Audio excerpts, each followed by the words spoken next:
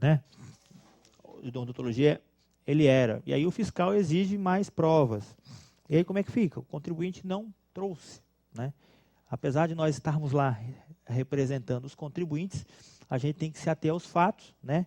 E procurar se apegar ao máximo à legalidade, à lei, né? Então não basta ter só a formalidade lá do recibo, tem que comprovar a chamada efetividade da prestação de serviço. Eu dei alguns exemplos para vocês também no nosso encontro anterior com relação à pessoa jurídica, né? Eu dei aquele exemplo, o contador chega lá uma nota fiscal de R$ 1 milhão de despesa com consultoria em telecomunicações. Foi até esse exemplo que eu dei, né? Essa despesa é dedutível? Pergunta o contador. Essa despesa está a nota fiscal aqui, está o contrato de prestação de serviço aqui, assinado pelo presidente das duas empresas, e está aqui a cópia de cheque comprovando o pagamento da empresa A na conta diretamente da empresa B. Então, o aspecto da formalidade está todo pronto. Isso aqui é uma despesa dedutível. O contador vai lá, acredita passivo, debita a despesa, paga o crédito, toma o crédito de PIS/COFINS, e ótimo. Aí chega o fiscal e vê o valor, né? E vê o valor e fala, esse serviço de fato foi prestado para o contador? O contador pergunta, como assim? Está aqui a nota, está aqui o contrato, está aqui o pagamento. Tá, mas R$ 1 milhão de consultoria em telecomunicações, vocês têm algum tipo de relatório mensal dessa prestação de serviço? Como é que você me compra? Você tem algum tipo de comprovante da efetividade da prestação desse serviço? Olha, eu não tenho não. Precisaria ir no jurídico, aquela coisa toda, mas o resumo da ópera, né?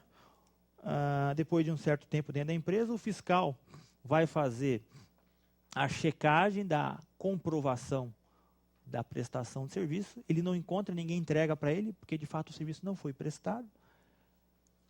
Ele puxa as contas telefônicas e para a empresa A no Brasil, com a empresa B, em 3 anos de consultoria, houve apenas uma ligação, nunca houve uma despesa com passagem aérea, não é?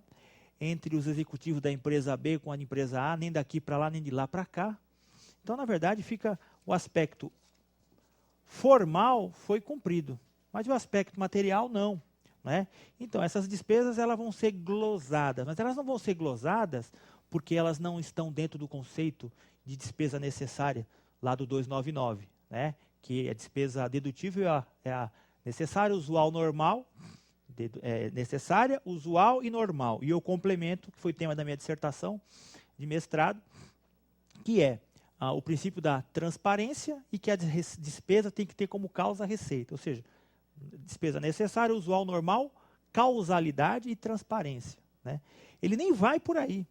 Ele simplesmente vai para outra parte. A efetividade da prestação de serviço, que é a mesma coisa dos recibos médicos, né? Não adianta ter só recibo, né? Tem que comprovar a efetividade da prestação de serviço. Isso ocorre também com ISS, né? E ocorre com ICMS, e ocorre com várias outras operações. Você queria fazer um comentário? Só para complementar, Marcelo, tem alguns casos que a gente vê lá no conselho, no caso que eu peguei, que o fiscal, além de fiscalizar a empresa, o que ele fez? Ele foi fiscalizar o prestador de serviço. Certo. E chegou a seguinte situação. A hora que ele foi lá no endereço, a empresa não existia. E tudo comprovado. Perguntando para vizinho, tirando foto, né? Ou seja, aí fica difícil você dizer que a despesa é dedutível, né? E no caso de comprovante médico, é até interessante, porque eles vão também no médico, no dentista, e vão verificar. Porque ele não emitiu recibo só para aquele contribuinte. Ele emitiu para vários, né? Então, isso faz com que demonstre que é uma fraude. Então, tem que tomar muito cuidado em relação a isso, que é muito comum, às vezes, o contribuinte de boa fé, porque alguém falou que conseguiu, fez e deu certo, e acaba fazendo, achando que vai ter uma vantagem. Só que qual o risco? Porque qual a consequência? Se for comprovado que houve fraude, houve simulação, a multa não é uma multa pequena, é uma multa de 150%. Ainda responde processo penal, né? Isso. Né? Ainda responde processo penal. Pois bem, então, além dos aspectos formais, os aspectos materiais da prestação de serviço é fundamental. E tem efeito não só para o imposto de renda, né? Tem efeito aí no ISS, como o professor Pedro falou, tem efeito para o imposto de renda principalmente.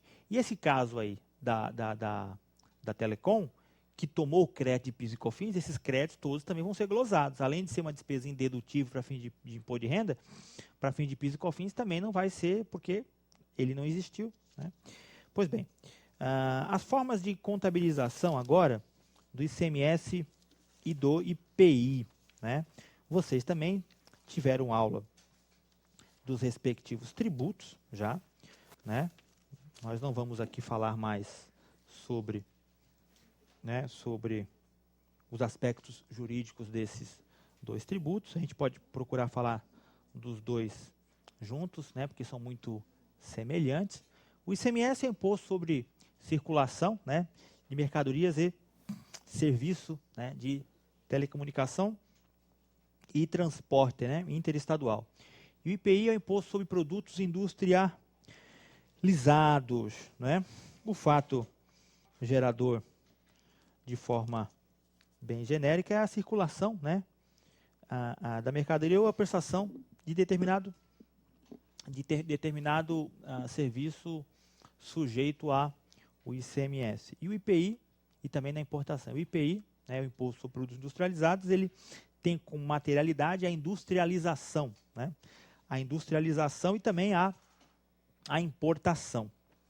Ambos os tributos são denominados de não cumulativos, ambos são não cumulativos, e a diferença entre os dois são pequenas, né? São diferenças constitucionais.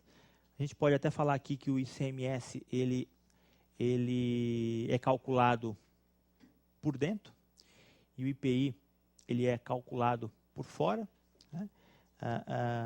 O ICMS, sempre quando você encontra o preço de uma mercadoria, R$10.000, né? E você vê lá o ICMS do lado na nota fiscal, suponhamos aí 18%, R$1.800, total da nota R$10.000, vai estar lá. Valor da mercadoria, 10 mil. ICMS, 1.800. Total da mercadoria, R$10.000. ICMS está lá calculado por dentro, né? Aquela formazinha que a gente já conhece.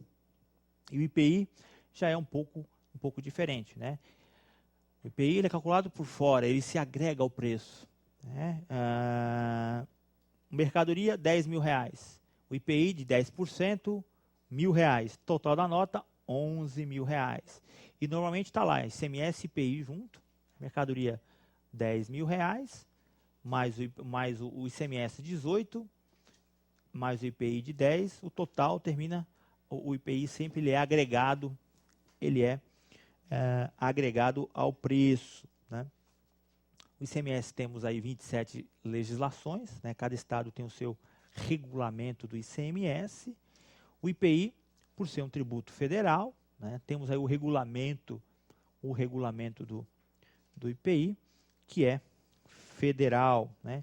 E aí a legislação é menos confusa, porque nós temos uma legislação só, uma única legislação, né?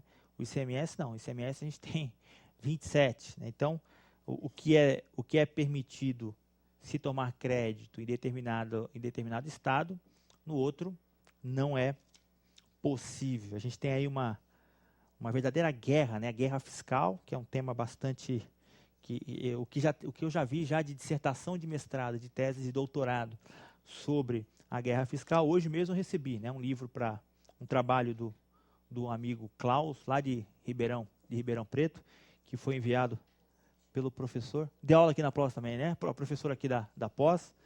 Quem enviou foi até o meu amigo e é o chefe dele, que é o Marcelo Salomão, que também já dá aula aqui também, né? Lá de Ribeirão. E um abraço para o pessoal de Ribeirão. E foi um trabalho que ele foi muito bem avaliado, ele tirou 10, estava lá o professor Roque na banca, acho que o professor Roque, o professor Minatel, e o terceiro nome eu não consigo me recordar agora. Ele mandou esse trabalho hoje, é uma dissertação, um trabalho seríssimo sobre o tema guerra fiscal. Veja como existem problemas, né, sobre esse tema para alguém se debruçar e escrever um trabalho científico. Pois bem, vamos para a forma de contabilização aqui ICMS,